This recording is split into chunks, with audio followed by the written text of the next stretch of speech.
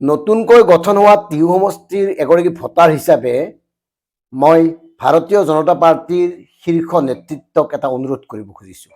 টিহু সমষ্টিত এইবাৰ যাতে কোনো কাৰণত টিকট নিদিয়ে চন্দ্ৰমোহন পাটোৱাৰীক। এইকাৰণে কৈছোঁ 85 চনৰ পৰা চন্দ্ৰমোহন পাটোৱাৰী ডাঙৰীয়াই প্ৰতিনিধি হৈয়ে আছে, একাধিকবাৰ মন্ত্ৰী হৈছে, গতিকে তেখেত আৰু নালাগে। নতুন সমষ্টি, নতুন মানুহ দিয়ক।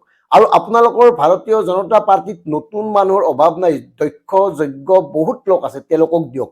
পাটোৱাৰীক এইকাৰণে নালাগে, তেখেতৰ বয়স হ'ল। 1955 চনৰ 2 অক্টোবৰত জন্ম দেখুৱাইছে তেখেতৰ।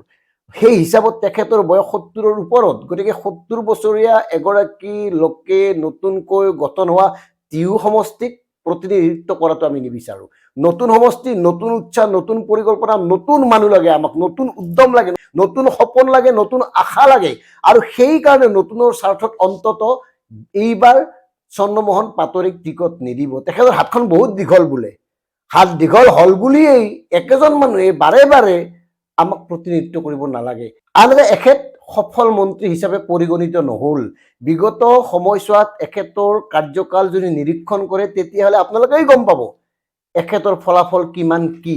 বিভিন্ন বিভাগৰ দায়িত্বত থাকিল, কিন্তু হ'ল কি, দিলে কি, যিটো কথা তেওঁ আজি ক'ব পাৰে। গতিকে আমাৰ বিনম্ৰ অনুৰোধ, নতুনকৈ গঠন হোৱা টিহু সমষ্টিত আপোনালোকে নতুন প্ৰাৰ্থী দিয়ক।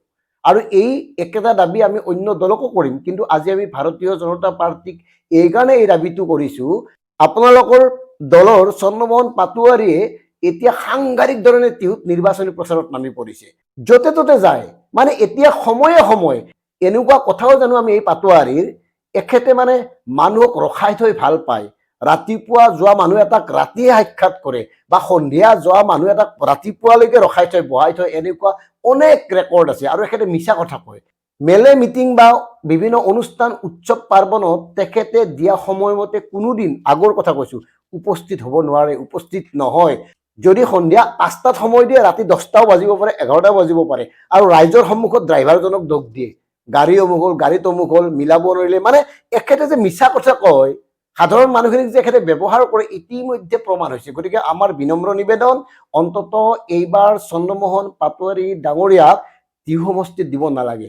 আৰু যদি চন্দ্ৰমোহন পাটোৱাৰীৰ হাত দীঘল কাৰণেই তেখেতে টিহু সমষ্টিত পুনৰ প্ৰতিদ্বন্দ্বিতা কৰে, তেতিয়াহ'লে কম যে আপোনালোকৰ প্ৰতি থকা নতুন প্ৰজন্মৰ বিশ্বাস 100% কমি যাব টিহু সমষ্টিত। কাৰণ আমি বাৰে বাৰে কৈছোঁ, আপোনালোকৰ দলৰ নতুনক আগবঢ়াই দিয়ক। তেওঁ কিমান দক্ষ, তেওঁ কিমান যোগ্য, এই সকলোবোৰ আপোনালোকে পৰীক্ষা কৰিব। কিন্তু আমাৰ দৃষ্টিত ইতিমধ্যে টিহু সমষ্টিত আপোনালোকৰ দলৰ একাধিক নতুন প্ৰজন্মৰ যুৱকে নিজৰ ৰাজনৈতিক অনুশীলন চলাই আছে, গতিকে সেইসকলক গুৰুত্ব দিয়ক। এয়া নতুন সমষ্টিৰ এগৰাকী ভোটাৰৰ আবেদন বুলি আপোনালোকে গ্ৰহণ কৰক। আৰু এই আবেদন কেৱল আমাৰেই নহয়, টিহু সমষ্টিৰ হাজাৰ হাজাৰ নতুন প্ৰজন্মৰ যুৱক যুৱতীৰ আবেদন। কথাখিনি বিবেচনা কৰিব। ধন্যবাদ। জয় অসম।